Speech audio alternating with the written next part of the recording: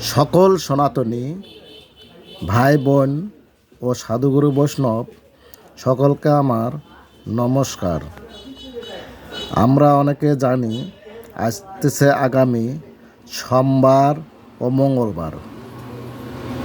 তো সোমবার হচ্ছে একাদশী, আবার মঙ্গলবার হচ্ছে মহাদ্বাদশী।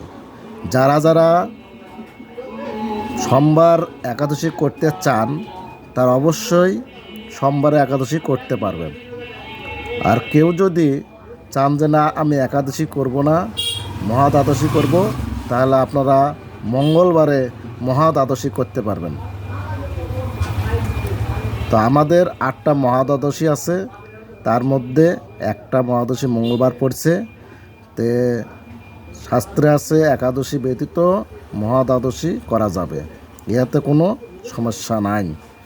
তা আপনারা সকলে বিষয়টা বুঝতে পারছেন।